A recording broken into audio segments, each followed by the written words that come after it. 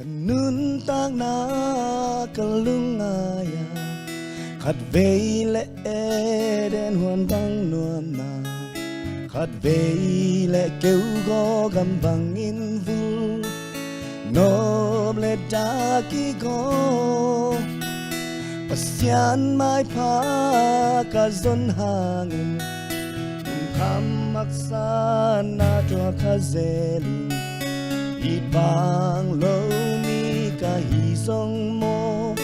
Ka tau pa o na mai ông sel ken mo Nang tohong om khom den na Pasian ka hi Ông chính kheo ngay ka ta Cây lâu qua muang tuan na hiam Na pasian hiam om ni Kamu lâu hang aku to Hung lên gige Kabat yang ang sung ong pom Ina Tak pong pok sakse Ka zai ta Hong dim kik sakse Up na hang zet na tuak zoba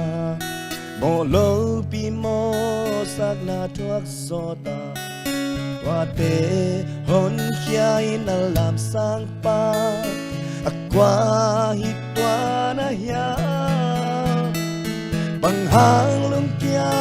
ta nem di kaya Bang hang lam me be sak di kaya Tay lo kala piang om kay kanun na tunay pa amahin ko Pakam nila ni Nang tohong om khom din na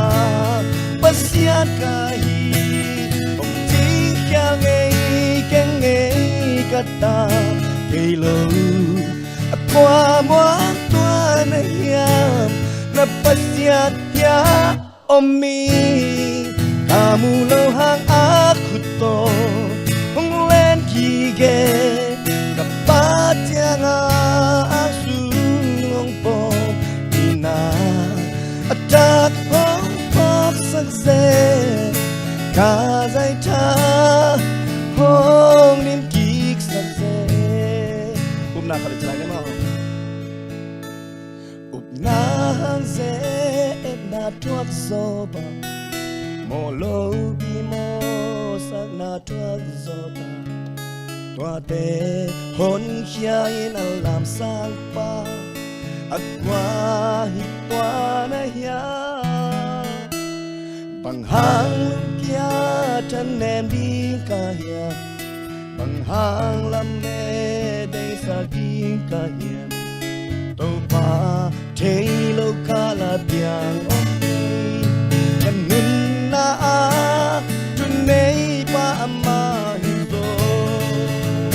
Topa patong Nang tohong om khom na Pasiat kahi Om ting kya ngay kata Tay lo Kwa muang tuan na hiyam Na pasian hiya om ni Kamu lo hang aku to Hong len gige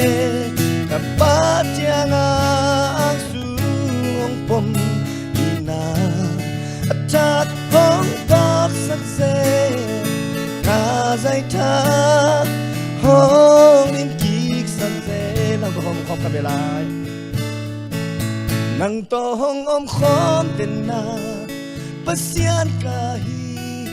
Om ting kya ngay kata Hello Kwa muang tua na hiya